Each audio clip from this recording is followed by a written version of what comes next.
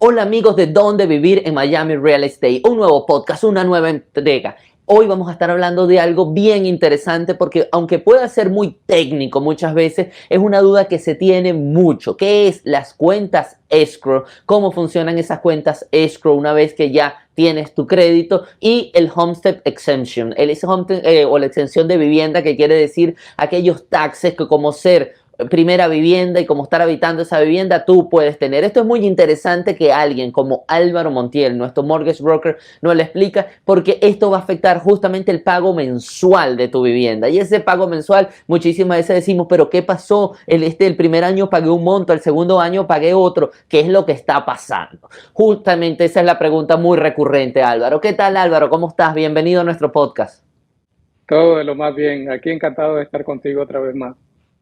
Qué bueno, qué bueno. Un tema técnico, pero yo sé que tú siempre tienes las palabras acertadas para que la gente lo pueda entender, porque es bien complejo. Comencemos con esa cuenta escrow. ¿Qué es esa cuenta escrow que empieza a funcionar una vez que nosotros compramos nuestra vivienda? Sí, la cuenta de escrow te la va a pedir el banco para cualquier persona que esté comprando una propiedad y que tal vez esté dando menos del 20% usualmente. Cuando tú compras a través de un programa convencional, tienes la opción, si estás entrando con un 20 o un 10, dependiendo del crédito de la persona, de no tener ese escrow account. De la forma más fácil para explicarlo, yo le digo a los clientes, es como una cuenta de ahorro que el banco le va a manejar a la persona para tener un poquito de margen de error, ¿no? Un poquito de Ok. reservas para sus taxes y para sus seguros. Porque ellos no quieren que el día de mañana ellos, por alguna razón u otra, se les olvide de pagar eso y no tengan el dinero necesario para que la casa tenga seguro, que es muy importante, tú sabes, sobre todo aquí en la Florida, Correcto. las cosas cambian de un día al otro, puede venir un huracán, puede haber un incendio, puede haber un robo, entonces siempre quieren que la propiedad esté asegurada y que la persona tenga unos meses por adelantado pagados para que el banco tenga de dónde sacar dinero para pagar esas cosas importantes como los taxes y los seguros de casa. Entonces, estas cuentas de escrow o estas cuentas de savings, si les quiere llamar Sí. de otra manera, siempre te la van a pedir, sobre todo en los programas del gobierno como el FHA, VA, o si estás entrando con un down payment pequeño en el convencional. No es dinero que se pierde porque es dinero del cliente, pero es dinero que se congela y se maneja, o el banco se los maneja mes a mes al cliente para pagar los taxes y para pagar el seguro a fin de año para ellos. Ok. ¿Cómo entra el dinero a esta cuenta, Álvaro? ¿Yo hago mi pago mensual al banco o el pago mensual va a la cuenta? No, es incluido en el mismo pago que le haces al banco y entonces el banco va a tener lo que se llama el monto para el mortgage, que es la hipoteca y el interés. Ok. Vamos a, para usar números fáciles de entender, vamos a decir que tu pago total es de $1,500 al mes. ¿Ok? Entonces, de esos 1,500, $1,000 es lo que se llama el principal and interest, que es el interés, que es el dinero que le corresponde al banco por esa Claro. tasa a 30 años y el dinero que te costó la propiedad, ¿no? Lo que te está financiando el banco a un término fijo para 30 años. Entonces, esos $1,000 no te van a cambiar en 30 años, a no ser que la persona refinancie o venda la casa y se compre otra. Entonces, esos $1,000 son estáticos. Lo que te Ok. puede cambiar son las reservas, que son esos $500, que en este caso vamos a decir sean 250 en taxes y 250 en seguro. Entonces, esos $500 están pagando mes a mes tus reservas para el seguro y para tus taxes, que total son 1,500. Vuelvo y repito, $1,000 para el banco, $500 para tu reserva. Entonces, mes a mes, Claro. tú estás pagando 1,500, el banco se queda con 1,000, pero $500 te lo están poniendo en esa cuenta de escrow. Entonces va sucesivamente subiendo durante el año hasta que Correcto. tengas lo suficiente en esa cuenta para pagar los taxes y para pagar tu seguro.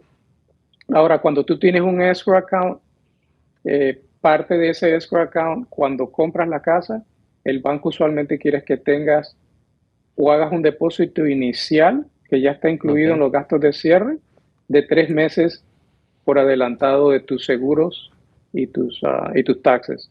En el mismo ejemplo que acabamos de usar, sería que haga un depósito inicial el cliente de $1,500 el día del cierre. Entonces ya empieza el cliente con ese depósito inicial de 3 meses, que en este caso serían $500 por 3, son $1,500, y ya tienen como una cama, como una reserva en caso de que el día de mañana vaya a subir un poco los taxes o vaya a subir un poco el seguro, tengan algo de dónde agarrar ese dinero extra. Perfecto, o sea, entendido. El banco hace la distribución, toma su dinero y pone el otro dinero en la cuenta. Esto está interesante, Álvaro, pero sé que hay una relación bien importante en cuanto a lo que tienen que ver con los taxes, con el homestead, porque muchísimas veces es aquí donde viene la confusión. Eso lo entendemos, existe una reserva de dinero que el banco necesita para taxes y para seguro, y eso te garantiza a ti también que estés, vamos a decir, poniendo en cuotas todo lo que son los taxes y el seguro, se lo vas pagando en cuotas al banco y luego el banco va a administrar y va a hacer los pagos a tiempo para que tú no tengas problemas. En el caso de que tengas un escrow, recuerden que hay casos en los que no necesariamente tiene que haber un escrow. ¿Y cómo funcionaría? Me gustaría hacer un paréntesis aquí. ¿Cómo funcionaría en los casos, Álvaro, de que tú no requieras un escrow por parte del banco? ¿Cómo se hace el pago y cómo debes tú organizarte como comprador para poder pagar taxes y seguro? Sí, hay esa opción, como te comenté, si la persona está comprando se está usando un préstamo convencional, que el banco te da la opción de que si no quieres escrows, de que tú te encargues de tener ese dinero ahorrado para que tengas que pagar tus taxes de tu cuenta y tu seguro por tu cuenta. El banco no está involucrado. Entonces, si volvemos a usar el mismo ejemplo de los 1,500 que teníamos para el otro punto, lo único que este cliente le pagaría al banco serían $1,000 nada más. Y esos $500, ellos se responsabilizan de ir ahorrando ese dinero en su cuenta personal para tener ese monto a pagarlo a fin de año. Entonces, los números no cambian en cuanto a esos $500. Volvemos y repetimos que estábamos usando en este ejemplo 250 por taxes y 250 por seguro. Tengas un escrow account, esos 250 y esos 250 no van a cambiar, o tú los pagues de tu bolsillo, esos 250 y esos 250 no van a cambiar. O sea, no es una diferencia, no es que la ciudad o el condado le da un descuento a la persona que tenga escrow y a la otra persona le va a costar más caro. Pero ellos se responsabilizan de tener ese dinero, y si no lo tienen, pues ahí es donde puede venir un problema, ¿no? El banco quiere que el seguro siempre esté al día. Si en caso de que miren que el seguro no se ha renovado inmediatamente, el banco tiene una forma de poner un seguro ellos mismos de emergencia, y esos seguros tienden a ser un poquito más altos de lo normal hasta que el cliente venga y ponga la póliza, porque ellos no quieren obviamente que le pase algo a la casa y pierdan el dinero del cliente y el lender. So, ellos tienen esa estipulación en los documentos que uno firma al comprar la casa. Entonces, he entendido que al final la cuenta de escrow nos resuelve un poco la vida en que el banco se va a encargar de esa distribución.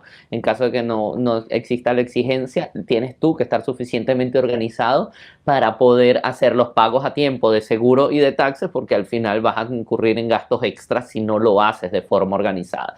Entonces, interesante esta diferencia entre cómo funciona cuando tienes o cuando no tienes la exigencia de la cuenta de escrow.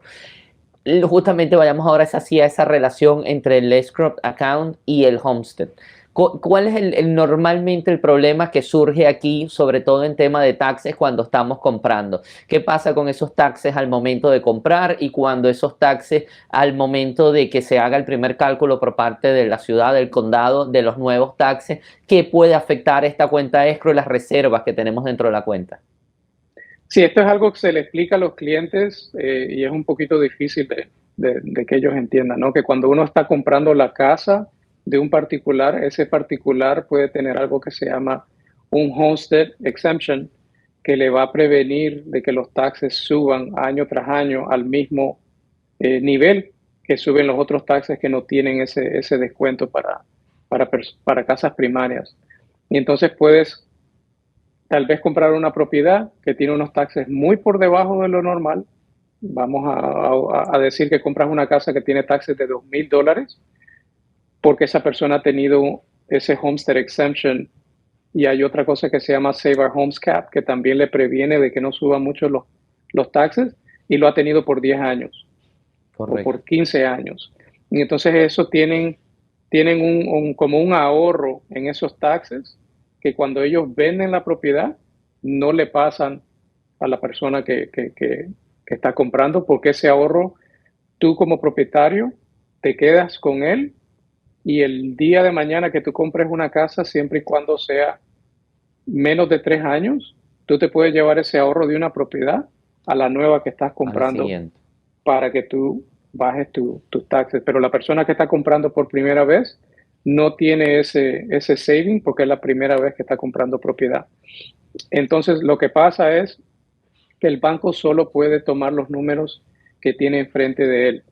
Y el oficial de préstamo, en este caso yo, le diría al cliente, mira, los taxes son de $2,000, tu pago va a ser X basado en esos $2,000, pero ten en cuenta que el próximo año estos taxes se van a recalcular a lo que es normal por esta propiedad, a la venta de hoy y a lo que tiene el condado valorizada esa propiedad. Y entonces estos taxes pueden subir de 2,000, pueden subir a 3,000 o a 3,500 o a veces hasta 4,000, dependiendo de los taxes de la área, ¿no? Y entonces eso crea un poquito de desnivel en ese escrow account que habíamos hablado, porque el banco está agarrando reserva basada a unos taxes de 2,000. Cuando ellos se recalculan el próximo año a 3,000 o a 3,500, va a haber un desbalance en ese escrow account. El lender tiene que subir la parte del escrow, y entonces en ese ejemplo que habíamos dicho de $500 al mes, ya no son $500 al mes. Ahora puede que sean $700 al mes. Ya el pago subió de 1,500 a 1,700 y el cliente se asusta y dice, pero ¿por qué me pasó esto? Se me están subiendo el pago, me están cambiando los términos del mortgage, y no es correcto. Los $1,000, ¿te acuerdas que habíamos dicho que se quedan estáticos por 30 años? Correcto. Pero sí puede cambiar los taxes y los seguros, porque todo desgraciadamente puede subir. Y lo mismo puede también pasar con los seguros. Los seguros a veces pueden estar un año en 2,000, pero en 5 años puede ir subiendo sucesivamente y puede ir cambiando ese pago. La buena noticia aquí es que después de que la persona tiene la propiedad, durante el año ellos pueden hacer lo que se llama aplicar para el homestead para ellos mismos. Durante enero del próximo año a marzo 31 es cuando se abren las aplicaciones. Uno aplica para el homestead si es la casa primaria de ellos, y entonces el año siguiente le van a dar ese crédito que tenía la otra persona por varios años, y bajan los taxes un poco. No van a bajar los taxes que tal vez cuando la compraron, volviendo al ejemplo, ¿no?, de esos $2,000, porque la otra persona tenía ya la casa por 10 años y iba sucesivamente ahorrando eso, pero le pueden bajar unos $500, unos $600, $700, dependiendo de la propiedad. Y entonces al siguiente año le bajaría esa mensualidad que se le habían subido el año anterior. Eso es importante explicárselo al cliente para que el cliente no se asuste y entienda que es parte del proceso.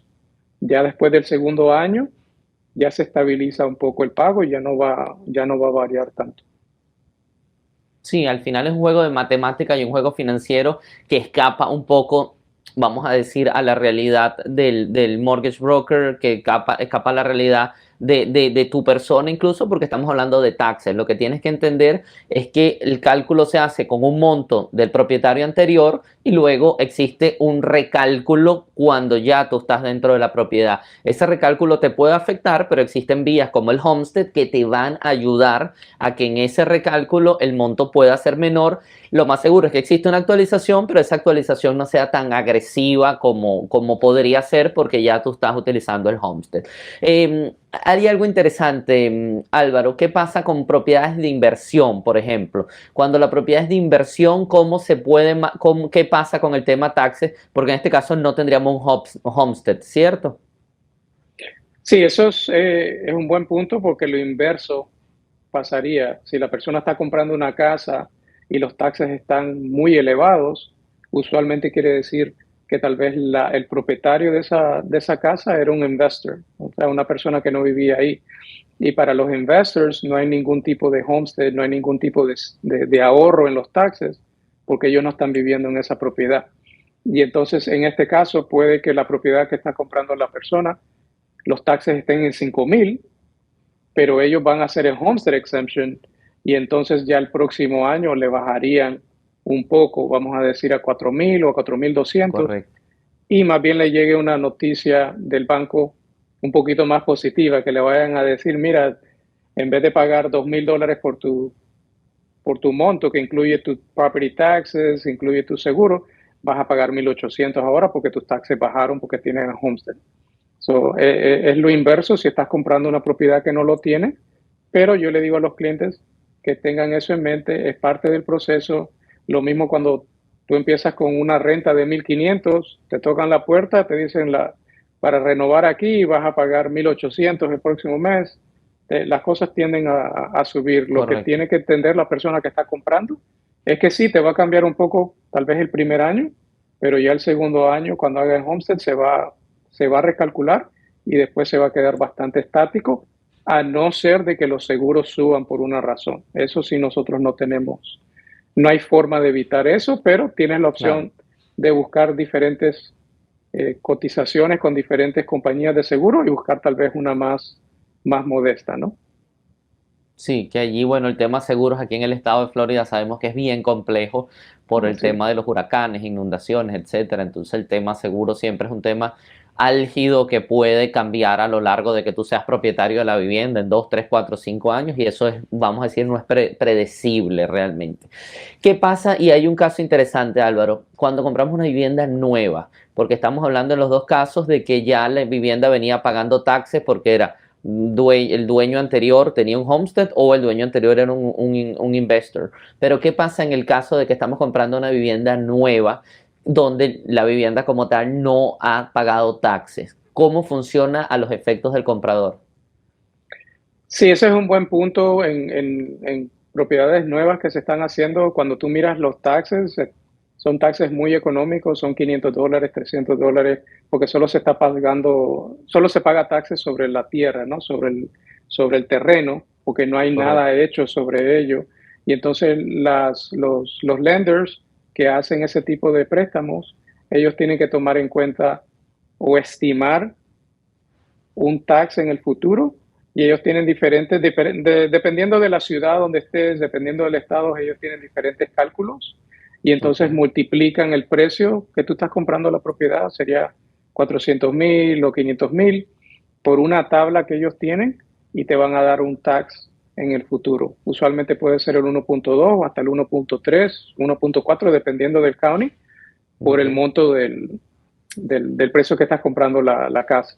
Usualmente hay como un margen de error a favor del lender para que siempre haya una capacidad de pago, eh, un ahorro adicional en caso de que los taxes se Okay. salgan altos. Pero ellos pueden decir, en una casa de 500,000, tal vez puedes tener unos taxes de 5,500, por decir, pero cuando llegan los taxes por la primera vez, puede que sea menor y tiene ya esa reserva, le puede bajar al pago al cliente o a veces le dan la opción de que si hay mucho en exceso, le pueden dar la opción al cliente de que le regresen ese dinero para atrás el próximo año.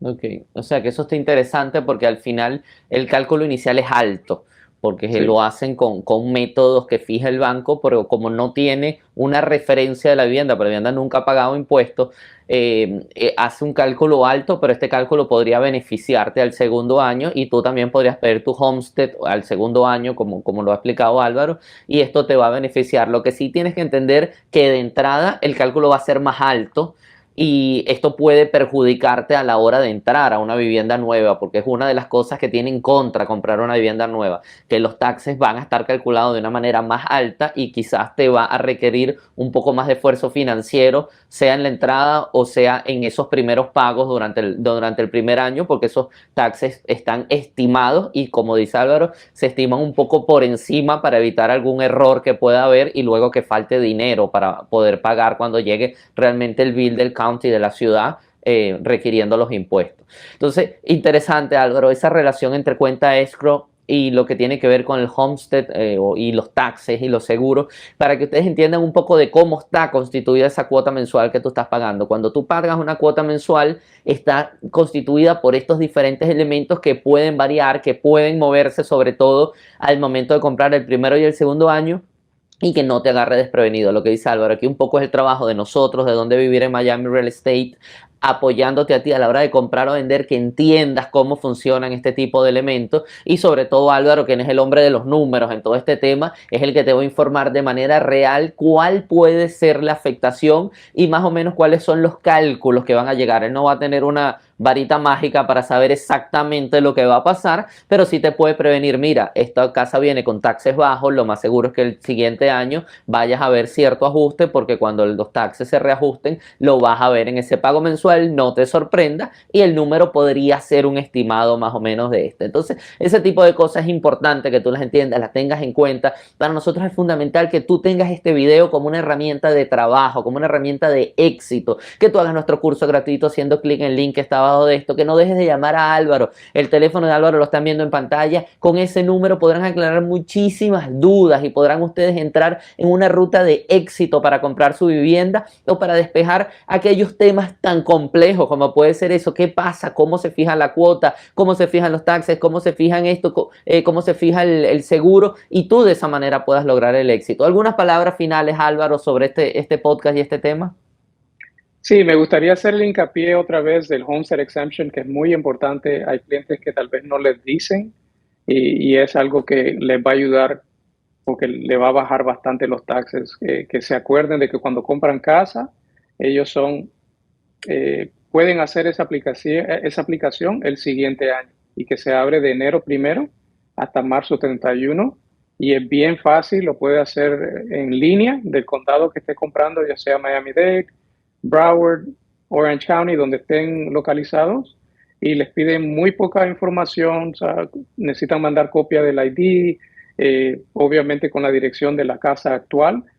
Pocas cosas le van a pedir, cuándo cerraron, las personas que están ahí, y se les activa ese Homestead Exemption, que se queda por vida con esa casa. Y lo otro es que si uno en el futuro llega a vender esa propiedad y vuelves a comprar otra propiedad porque te moviste no sé, tal vez de Miami, te fuiste a Broward o viceversa, tienen la habilidad de llevarse esos ahorros que tenían ese homestead a la otra vivienda, y les va a ayudar también a bajar los taxes. Es muy importante, y a veces a las personas se les olvida y pierden la habilidad de bajar su pago. Cualquier otra cosa, tú sabes, estamos a la orden, tienen mi información, me pueden mandar un text, me pueden llamar, me pueden mandar un correo, y yo con mucho gusto estoy aquí para servirles, y nos dejan saber si les gusta este tipo de tema y qué otro tema les encantaría que entráramos más en detalle.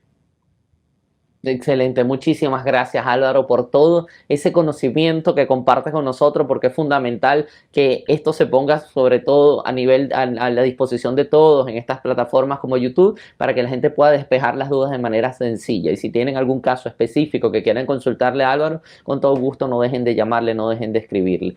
Muchísimas gracias por ver este podcast en nombre de Dónde Vivir en Miami Real Estate. Que tengan muy buen día. Felicidades, chao.